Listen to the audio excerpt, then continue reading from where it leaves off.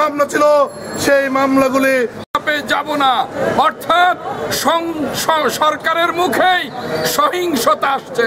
আমরা সহিংসতার রাজনীতি করি না, আমরা নাশকতার রাজনীতি করি না। সরকারের ভাষাই নাশকতার, সরকারের ভাষাই সহিংসতার। আমরা শান্তিপূর্ণ আন্দোলনের মধ্য দিয়ে ইনশাল্লাহ ওই সরকারি সহিংসতা, সরকারি নাশকতার বিরুদ্ধে